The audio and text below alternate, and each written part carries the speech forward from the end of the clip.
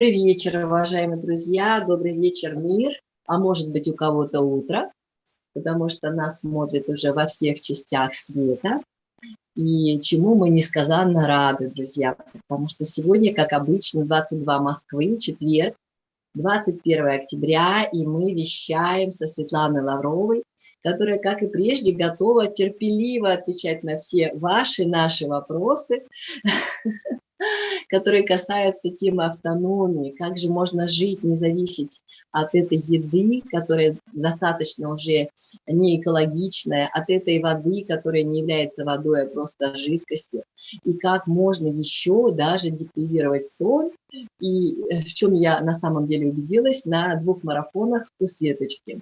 Итак, добрый вечер, Светлана. Добрый вечер. Очень приятно опять у вас находиться в гостях.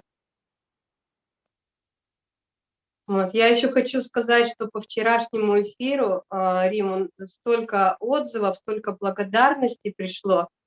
И ребята прям так сказать, мне писали, что очень-очень было приятно тебя видеть, и что ты для многих таким мотиватором стала, потому что там некоторые писали, что ой, мне вот казалось, что я уже не смогу, я уже это не сделала, я уже то. А сейчас, говорит, просто окрылились. У меня 4 человека написали мне, что, говорит, просто все, Рима нас зажгла. Спасибо тебе огромное за вчерашний эфир, просто класс.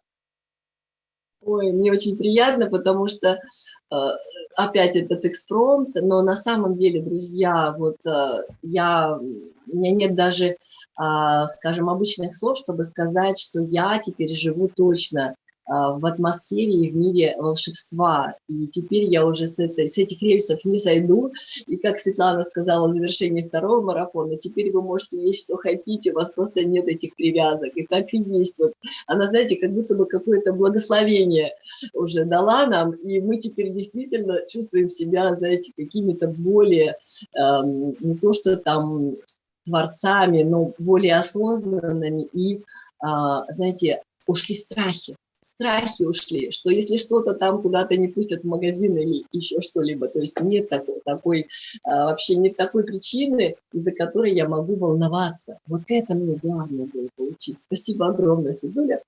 Вот, и что мы еще? Спасибо большое за любовь, благодарю, тут уже пишет Олечка. Вот, Леночка, вот, друзья, давайте задавать вопросы Светочке. Если у Светы есть вопросы сейчас, то мы слушаем, потому что я пока перейду на все эти наши форматы и каналы. Пожалуйста, Света. Так, ну мне очень часто задают вопрос, как идет практика с цикламеном, потому что я как раз рассказывала, что я начала капать нос цикламеном, и очень-очень всего начало выходить. Я могу сказать, что сегодня 7-й день у меня, на 5-й день у меня я прям почувствовала, что у меня не хватает моей жидкости в организме, и я себе заварила, ну, наверное, грамм 150-200, где-то вот так вот полыни, и выпила, потому что, ну, я прям почувствовала, что моему организму нужно на выведение этой слизи. А это было вечером, я вечером выпила вот этой полыни и благополучно закапала. Но утром, когда я закапала, у меня левая сторона была такая боль адская, прям жуткая, неимоверная. Настолько она была вот разъедающая, как будто бы кость разъедает. И это продлилось, наверное, минут 20. И самое, что интересно, что это все не высморкать, извиняюсь за подробности. Вот. Но тем не менее, я все, что могла, я сделала, все, что захотела, обратно это слить. Но я же такой достаточно упертый человек, и мне нужно было еще раз закапать. Думаю, ну как бы, видимо, не дожгло мне что-то там. И я закапала еще раз. И, видимо, мой организм за эти 20 минут, но, ребят, была боль неимоверная по левой стороне, вот просто все вот здесь вот, и ухо болело, и голова болела, и просто вот я думала, что у меня полчерепа просто разъезд. И я как раз второй раз, когда закапала, я уснула. Я, наверное, месяцев 5 уже так не спала. Меня, видимо, так измотала эта боль, что я уснула где-то часов в 9 утра. И в 12 часов я не поехала с ребенком на английский, потому что я себя не смогла сковырять с дивана. И где-то, наверное, часа в 3 я только встала, проснулась. То есть я так долго вообще не спала. И я была вот прям чумная такая. Я думаю, ну все, ну, наверное, у меня уже все. Вечером закапала еще цикламеном. Такое ощущение, что ничего нет. Вот. Причем старшему ребенку капаю, он, ну, так более или менее сморкается, у младшего нет вообще ничего. Я ему капаю, и ему даже высморкаться нечего. То есть настолько вот все там чисто. Я думаю, ну все, пережила я это, думаю, ну слава богу. На следующий день, на 6-й, это было вчера, у меня правую сторону у меня так обложило, что у меня заканчивалась боль, вот где начинается голова, вот там, и она была, но она была не такая сильная, как с левой стороны, но это была такая тоже неимоверная боль. Я поняла, что я спать уже не могу, ну, я давно уже столько не спала, действительно. Я поехала на велосипеде, немножечко, видимо, разъездилась, поехала на велосипеде. Но вот сегодня как будет, я не знаю, но у меня еще пока так немножечко, я все равно чувствую, что я припухшая, у меня нос такой красный, потому что постоянно с платками. У меня тут такое наготове всегда стоит. Вот.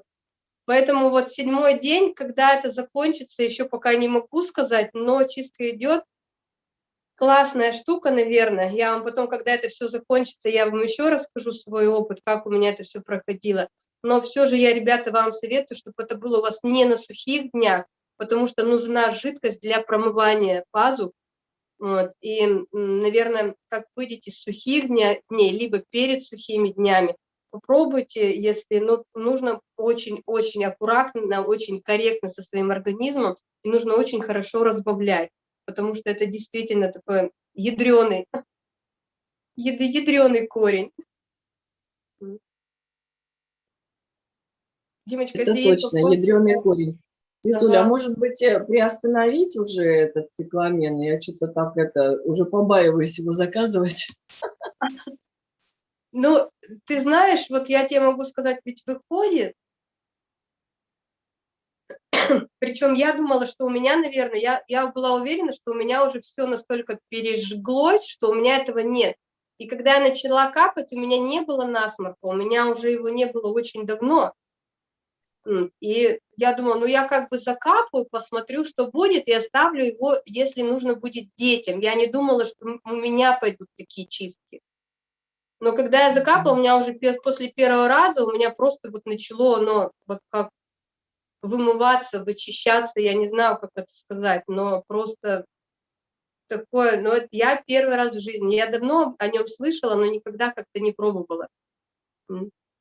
Поэтому не знаю, и в интернете, кстати, очень мало таких, чтобы отзывов, чтобы посмотреть какие там отзывы, вот, но запахи я и до этого чувствовала достаточно уже очень обостренно, и сейчас они такие тоже острые идут, поэтому вот я не могу сказать, что у меня еще обострились запахи, но я могу сказать, что я действительно не ожидала, что во мне столько всякой ерунды, потому что я была полностью уверена, что, по крайней мере, слизь у меня пережглась точно вся, но Да. оказалось, что нет. За 7 месяцев, за 7, уже 8-й месяц.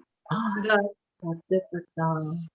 Да, мы вообще не знаем, да, сколько в нас чего там напихано, и за эти годы, за десятилетия с таблетками и со всеми.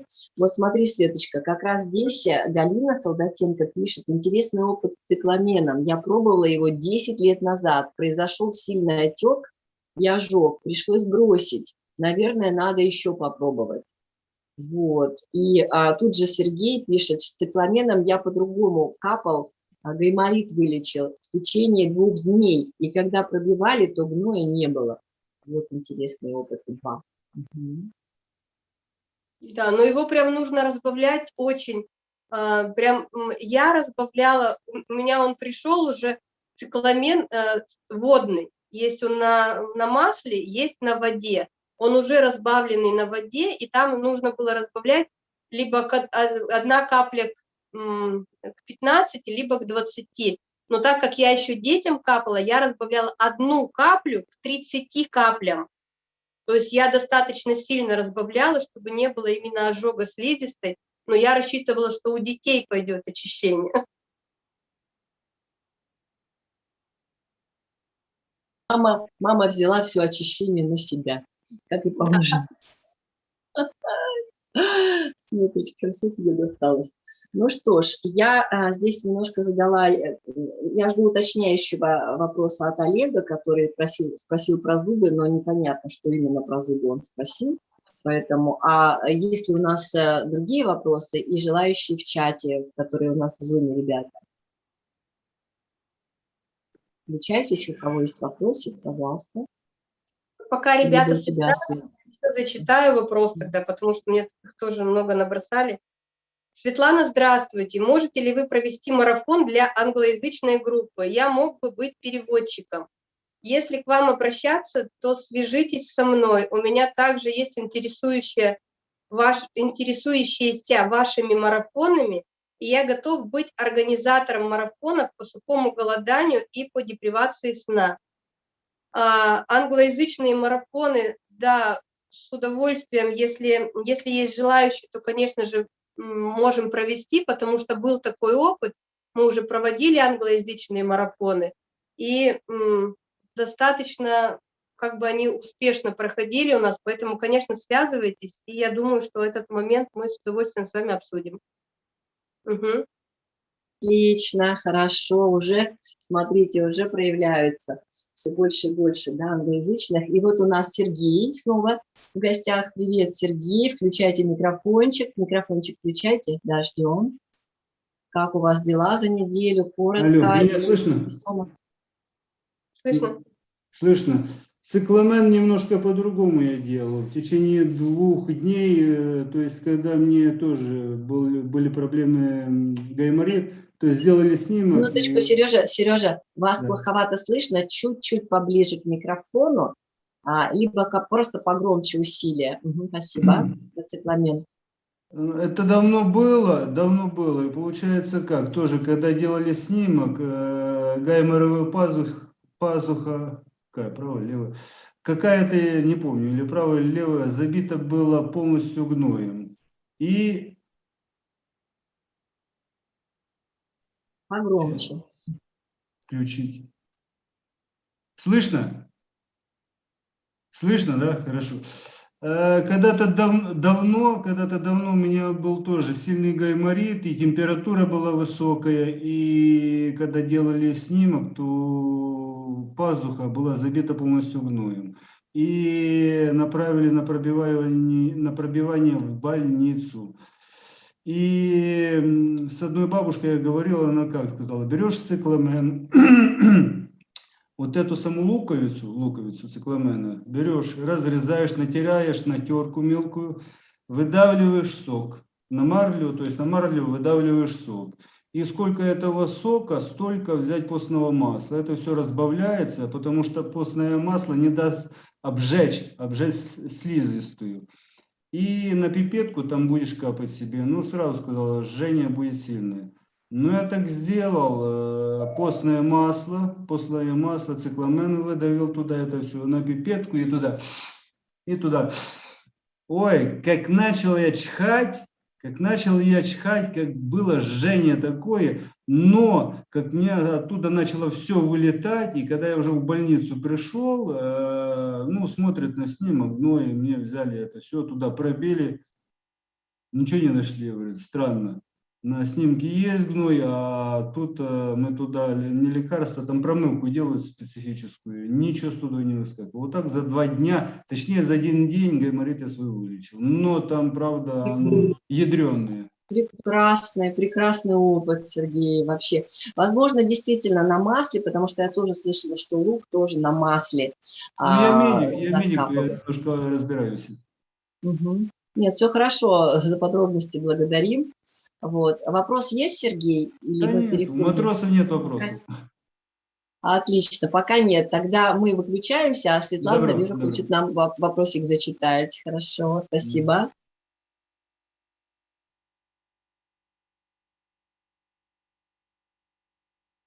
Вопросик зачитать так.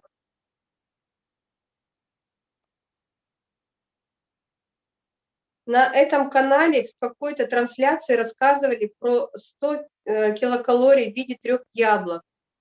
И типа через эту практику заход. Вопрос, пробовал ли автор или ученики такой метод?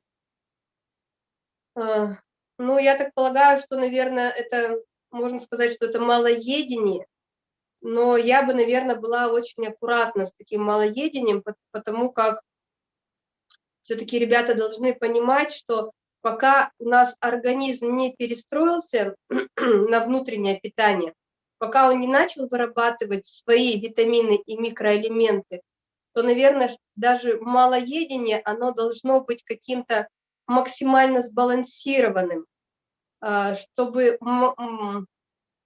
по максимуму избежать сильного выпадения волос. У кого-то расшатываются зубки, у кого-то кожа очень сильно сохнет.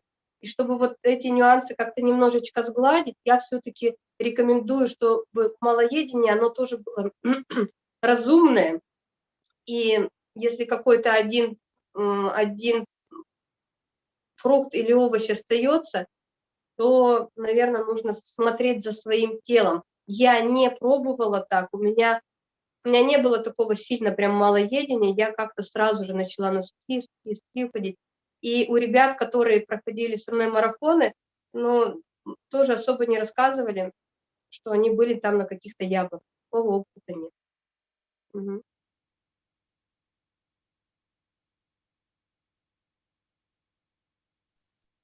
Замечательно. У нас сегодня больше эфир про цикламен, я так понимаю, да. Тут тоже пишут, что литры цикламена на гайморит потратил, но... и написано, он неизлечим, типа гайморит, видимо. Вот так говорят. Гайморит неизлечим. А мне кажется, ну, ребят, излечим. у нас, наверное, все неизлечимо, если мы на еде, да? Это же нужно тоже понимать, что если мы... это же зависит от нашего образа жизни.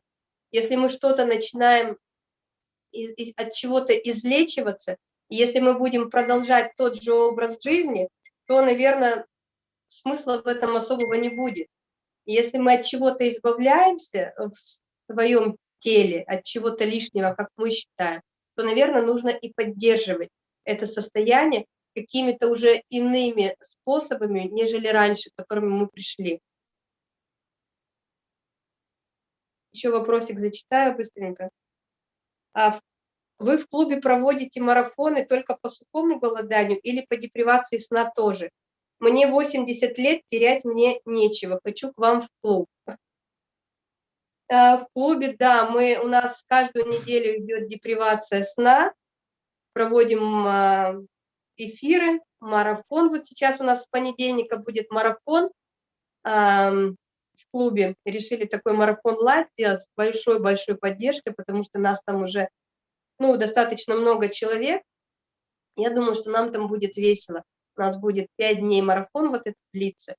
И там буду спикером не только я, но и будут ребята, будет Рима, будет Настюша у нас, которая с нами позанимается зарядкой, будет Светлана, которая нам сделает выход эмоций через танец, и будет у нас Лариса, которая расскажет свой опыт, который тоже, по-моему, совсем она у нас молодая юна, 72, по-моему, ей, да? Она у нас самая бойкая из всей нашей компании. Поэтому присоединяйтесь. Да, кто моложе. Вот. Сергей, я там вам написала в личку, пришлите ваш номер телефона мне вот здесь в чате, если можно. Вот. И ну что ж, и вот здесь еще спрашивают Олег из Англии, судя по всему. Интересно ваше мнение о том, что такое сны, которые мы видим. Спрашивают у Светланы, которая мало спит. Ну, ребят, я уже в сон, в такой, чтобы в сон уйти, я уже давно не проваливаюсь в сон. У меня нет сна, который длится по несколько часов. У меня, как правило, если я и подсыпаю, то он идет такой вот очень короткий, что я не успеваю упасть вот в это вот глубокое состояние со сновидений. Поэтому я как-то все время в этой реальности. Поэтому я не могу вам ответить на этот вопрос, что такое сон. Вот, раньше бы, наверное, ответила, а сейчас мне эта тема пока не интересна. Может быть, что-то изменится, и я вам тогда буду рассказывать. Мгм. Отлично. Если есть кто хочет задать вопросик, пожалуйста, друзья, включайтесь. Здесь все опытные у нас в зуме. Пожалуйста, пожалуйста. Лилечка, вижу тебя. Леночка, пожалуйста. Оля, Лариса также. Пожалуйста. Нет. Ребята, в связи с цикламеном я просто подумала такую вещь. Нельзя ли вообще использовать, скажем, чеснок, сделать чесночное масло? Вот так же, как рассказывали, цикламеновое масло тоже, в общем-то, очень такой сильный антисептик. Но у чеснока там немножко другие свойства, и чеснок, он будет как раздражающий слизистую оболочку, но он не выведет то, что у нас уже, так скажем, прилипло. То есть он прочистит пазухи, насколько это возможно, но то, что у нас, вот наши сопли, которые из нас выходят, почему вот это вот гаймаровые пазухи забиваются, они настолько трамбуются, что они превращаются в кость, практически в костную ткань.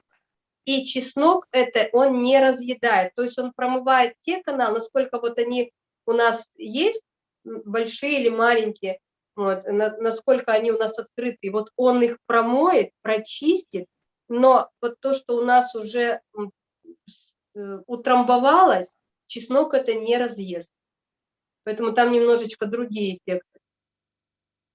То есть ты думаешь, что цикламен более агрессивный, чем чеснок?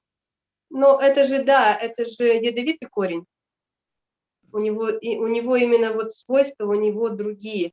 Я не могу сказать это по-научному, я читала, но у него как раз есть тот компонент, который вот эту вот твердую ткань, он ее разжижает. И именно поэтому вот этот гной начинает выходить.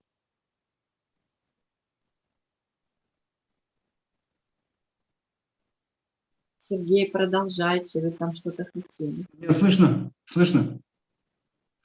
Тот, кто задавал вопрос, хочу ответить, что не нужно придумывать велосипед заново. Вот есть вот так, значит, нужно делать вот так. Чеснок кто-то, петрушку, там укроп начнет вот это все. Вот как я сказал, вот сделай вот так, и проблем не будет. А то как начинают придумывать разные, Сергей, а потом через ухо что-то полезло, потом туда что-то запихнуло, а оно не подействовало и так дальше. Сережа, когда вы будете вести эфир, вы так и скажете, да. Пока вопросы задает Светлане.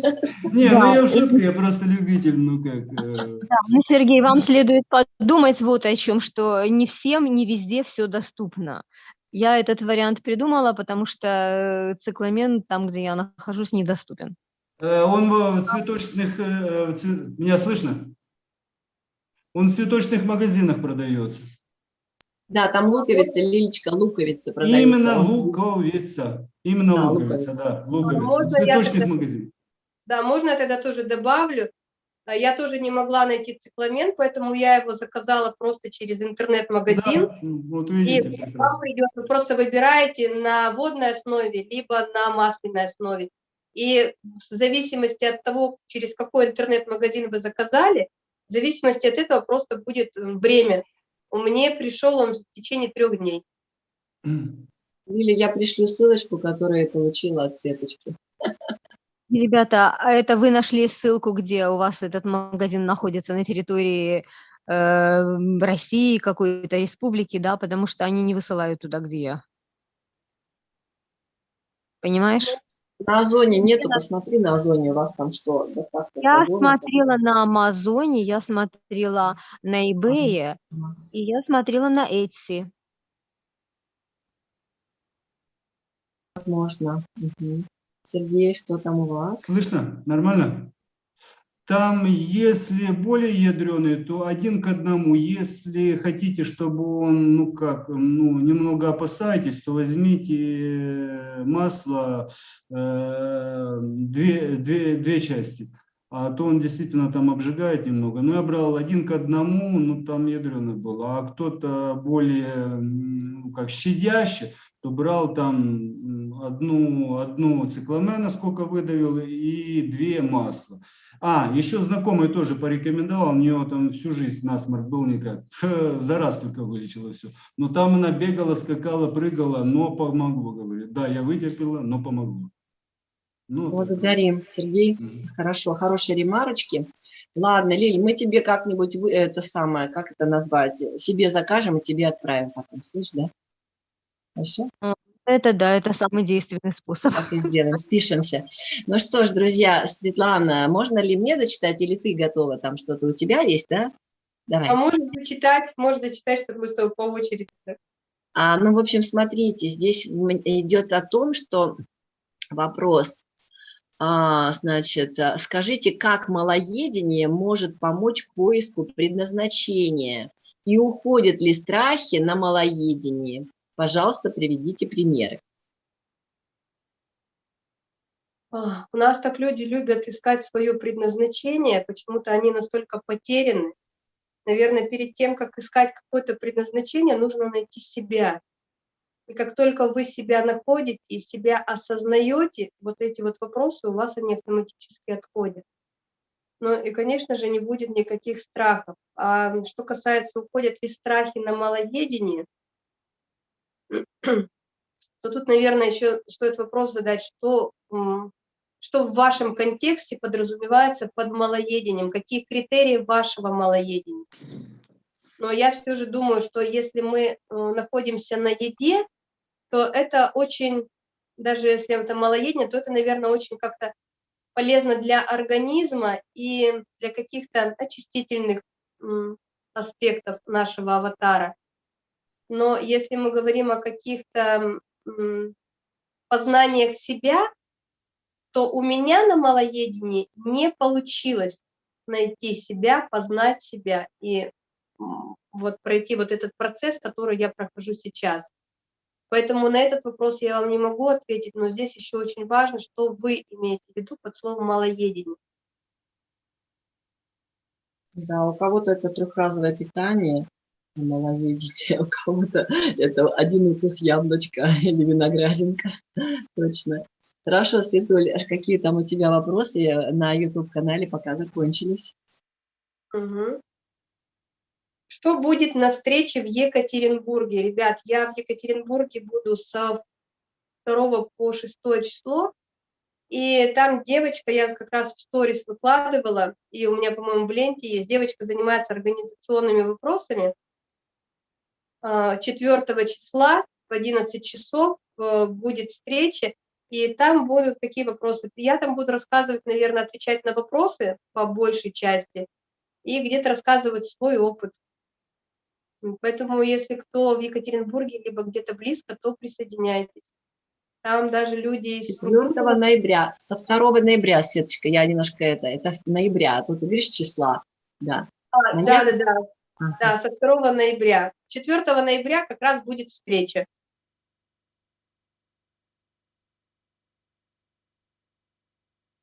Хорошо, итак, Екатеринбург и область Свердловская, вперед.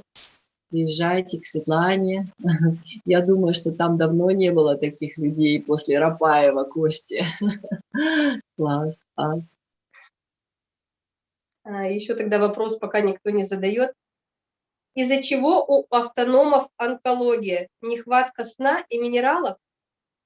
Ну, я, наверное, все-таки начну, что автономы, я все-таки считаю людей, которые автономы, это, наверное, те люди, которые без еды и жидкости, наверное, около 2 лет. Вот этих людей я могу назвать на автономии.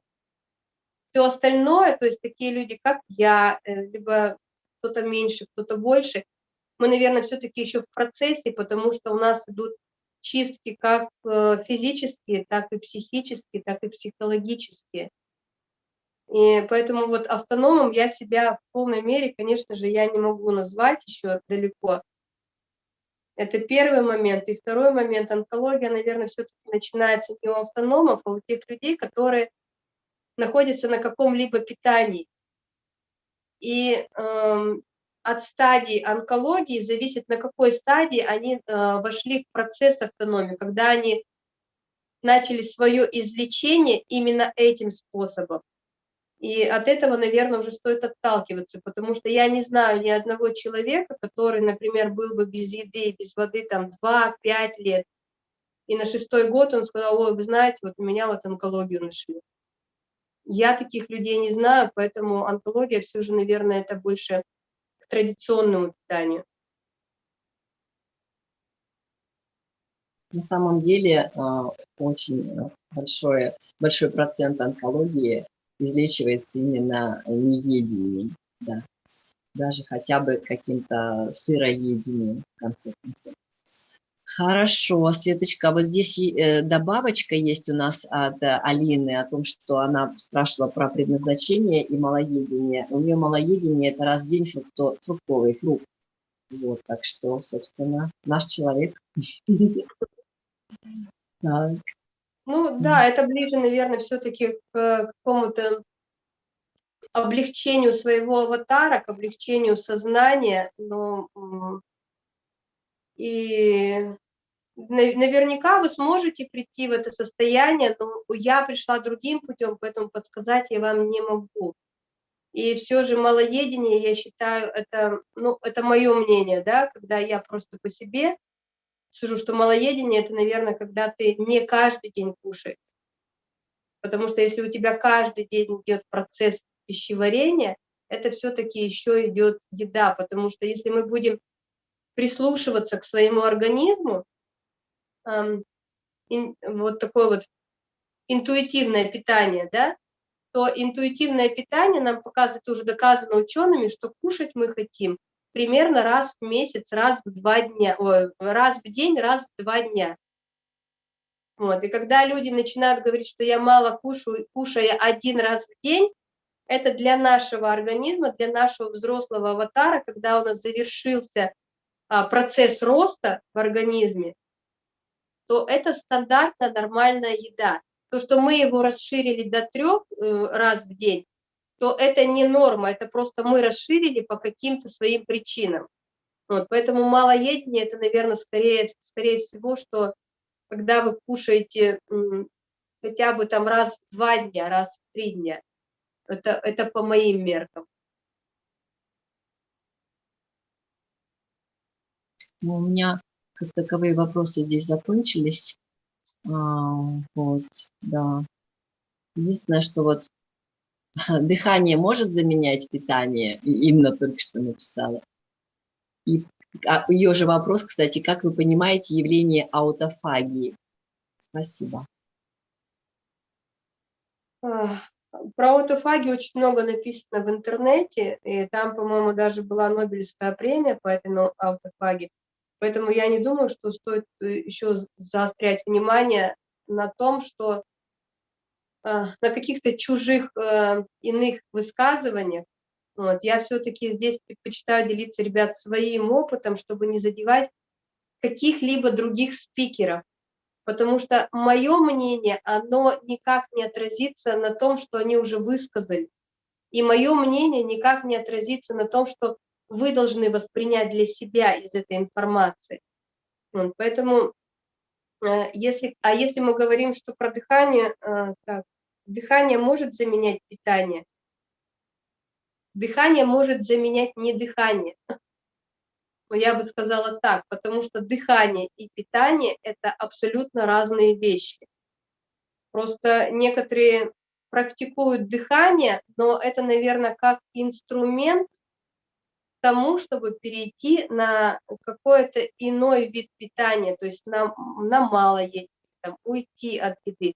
Но это не замена, это инструмент к тому пути, к которому вы идете.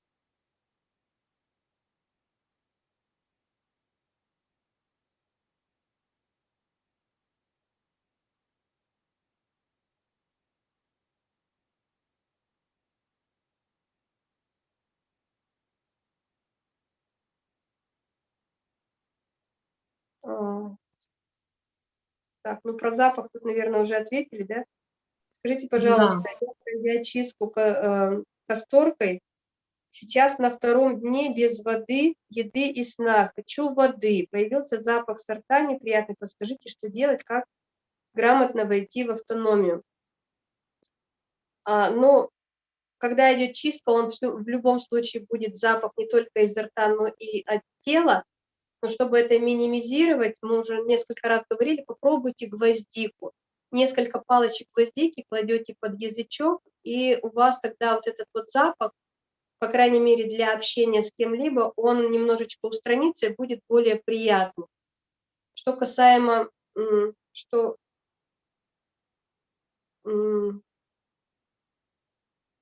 хочется воды, то есть сушит во рту, то можете, тоже уже говорили, взять пуговку и просто ее положить в рот и как конфетку ее сосать. Появляется сосательный рефлекс, выделяется слюна. И эта же слюна вас максимально очищает ваш пищевод. И у вас процесс чистки, он пойдет чуточку быстрее.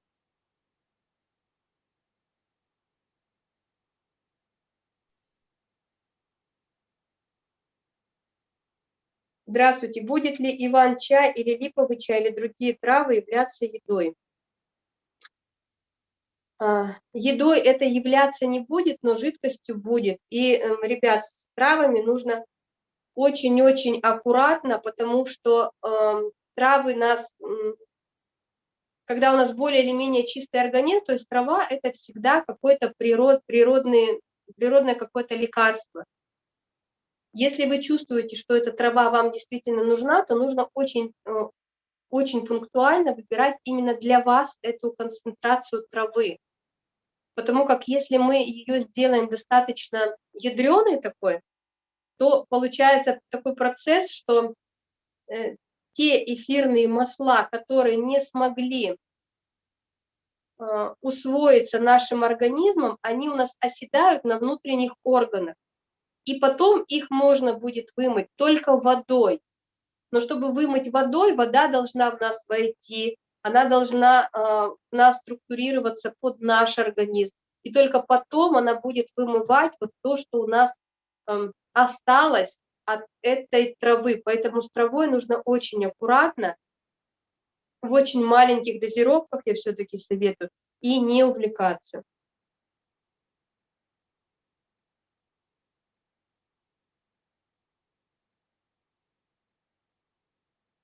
Хороший вопрос, да, по поводу воды, да, водных процедур холодных от Сергея. Нужно ли разогрев предварительно какие-то ледяными вот этими, да, холодными?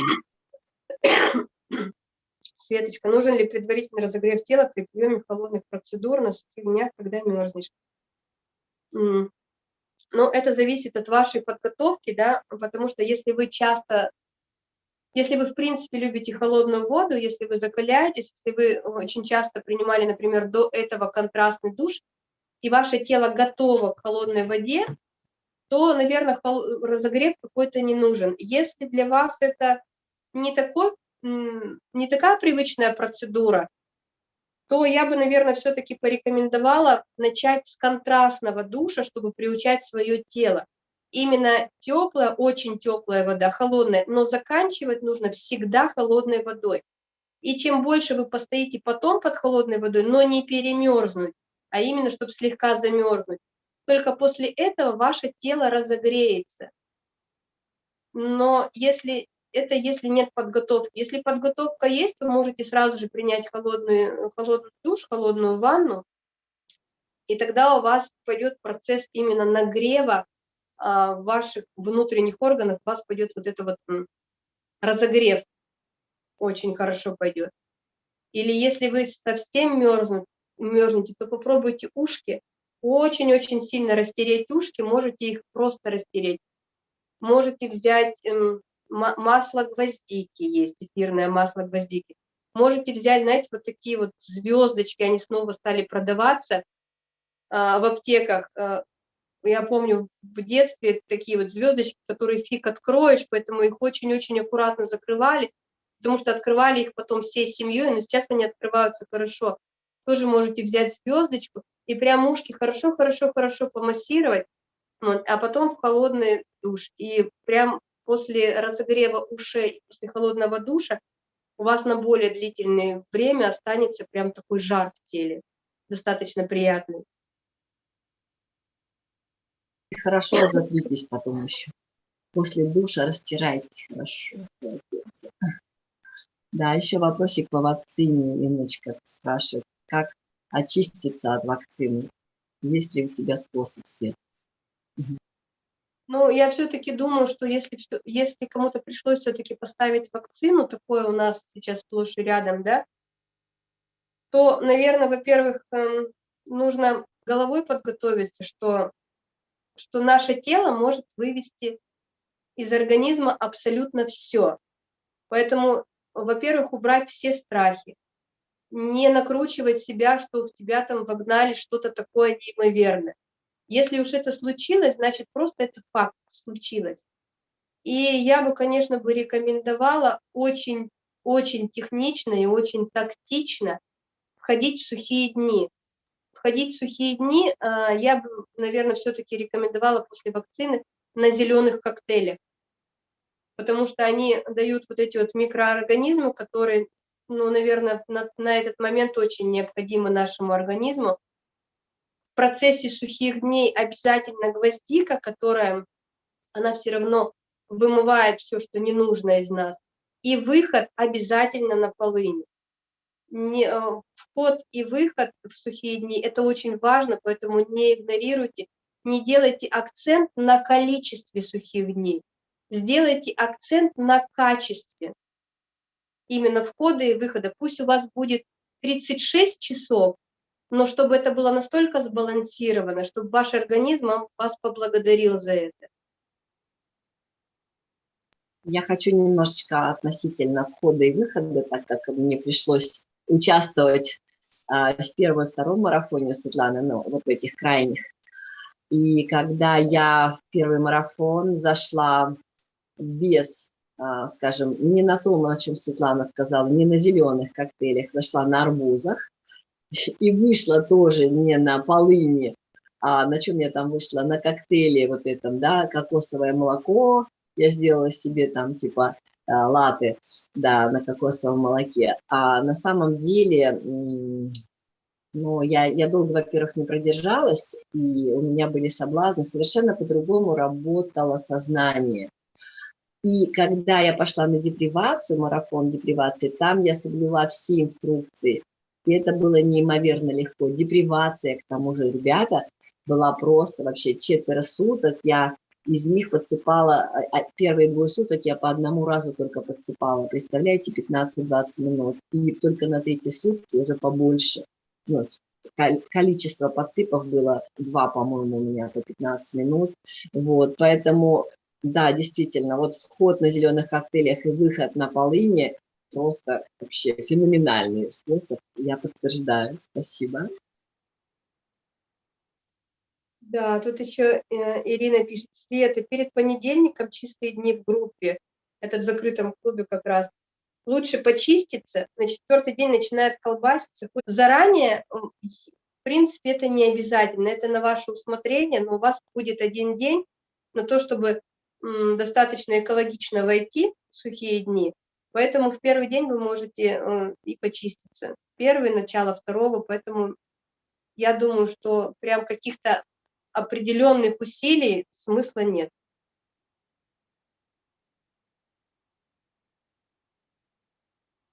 Ребят, я просто предлагаю, вот здесь такие вопросы пошли, опять одни и те же, как заваривать полынь и так далее. Входите к нам вот в этот клуб, который всего 500 рублей абонентской платы в месяц, и там мы с понедельника все стартанем, пойдемте на сухие дни, которые Светлана предлагает нам, 4-5 дней с депривацией сна. Это с депривацией, я правильно поняла? Конечно, конечно, мы же ночью еще будем танцевать. И там, ребята, там просто чудеса. Вот когда с депривацией сна, просто волшебство. У каждого свое. Поэтому вперед, я думаю, что там ссылки, как всегда, будут. И лучше всего зайти в клуб и всем потоком нам пройти. Мне кажется, уже пора. Такой подарок, тем более от Светланы, прекрасно. И это будет в понедельник, еще до твоего отъезда, Светочка, да? Да, да.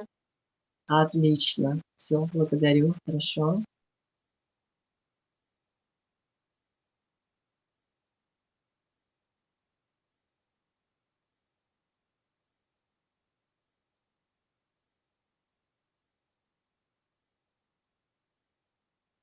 Тут тоже у меня вопрос такой. Нужно ли бороться с нашим умом? А ум вообще наш? Вот кто задает этот вопрос, задайте себе вопрос. А кто спросил про этот вопрос? Кто спросил про ум? И если, ребята, у вас появляются такие вопросы, да, где ум, нужно ли бороться с умом, нужно ли бороться с этим, нужно ли что-то делать еще, всегда возвращайте ваше внимание внутрь себя и начинайте спрашивать, кто спросил это, кто хочет есть, кто задает этот вопрос, кому непонятна такая-то ситуация. И я не буду говорить, что с вами будет происходить, вы это отследите сами, самостоятельно, своим опытом.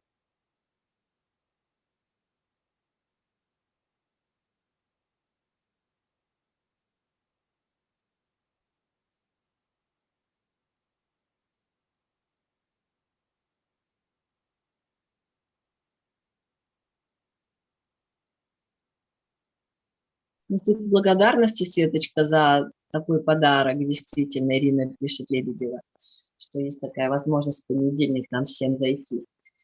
Это действительно хорошо. Друзья, у нас остается где-то 10 минут, поэтому поторопитесь выходить, открывать свои микрофоны в нашем чате Zoom и писать вопросы на канале YouTube. Пожалуйста.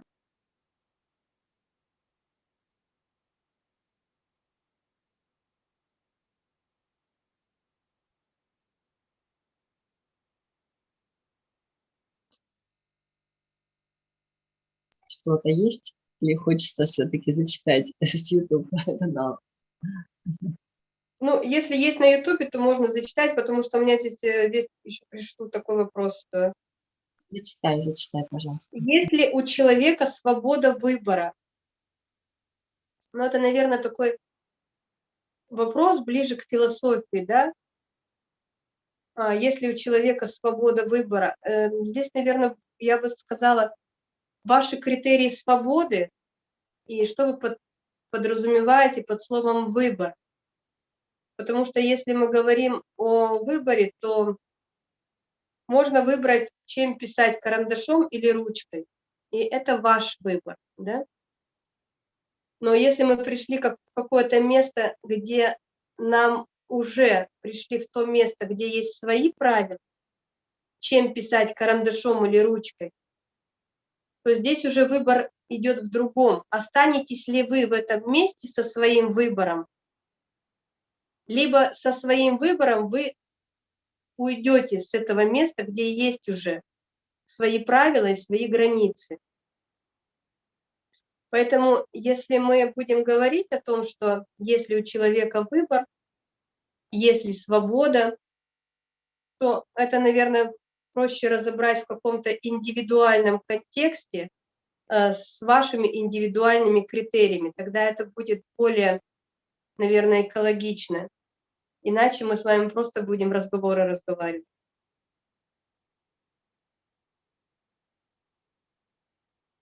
У меня вопросики вроде все закончились.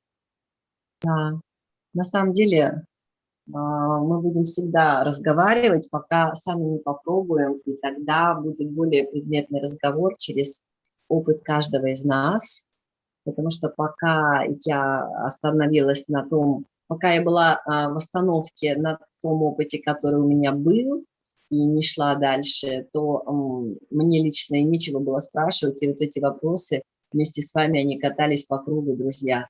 Поэтому давайте начнем практиковать, если есть интерес. Если это просто какие-то опять дежурные вопросы, то, пожалуйста, уважайте время Светланы. Спасибо. Да, ребят, если хотите попробовать, присоединяйтесь в клуб. Если не понравится, на следующий месяц уже не пойдете в клуб. Это всегда здесь выбор ваш. Всегда можно выбрать. Если кто-то хочет более глубоко уже углубиться в какие-то практики, то, конечно, уже тогда можете идти на марафоны. И возможности меня, и марафон депривации. Поэтому выбор всегда, вот в этом смысле выбор всегда за вами. Отлично. Сергей, вы включились с вопросом? Не, это случайно. Я пока изучаю, что к чему и как, не могу все. Хорошо, тогда надо выключить микрофончик. Ага. И, друзья, может быть, мы сделаем рекорд и закончим сегодня за 55 минут наш эфир? Да, к следующему Чтобы четвергу подготовят ребята вопросы. Абсолютно. Либо зайдут по ссылкам, Инстаграм, Телеграм, заходите смело по ссылкам. Каждая ссылка вас приведет в закрытый клуб, в школу автономии. Правда? Да. Ну вот, я думаю, что мы так и сделаем.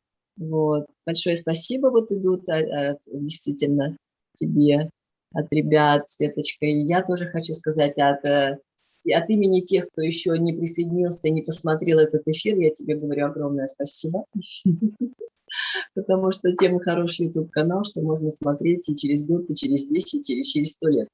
Эти эфиры прекрасно. Друзья, ну давайте тогда заходите в клуб, проходите по ссылочкам, и если вы получите опыт, то в четверг вы уже поделитесь на эфире своим опытом, личным опытом. И я думаю, что вы сами почувствуете, что это гораздо эффективнее, чем просто сидеть и смотреть со стороны замочную скважину. Хорошо? Ну что ж, мы будем прощаться. Да, я всех благодарю, кто был на эфире, всех благодарю, кто смотрит в записи. Очень приятно, что у вас столько вопросов. Очень приятно, конечно, мне это очень льстит, что вы задаете мне вопросы, что вам интересно мое мнение, мой опыт.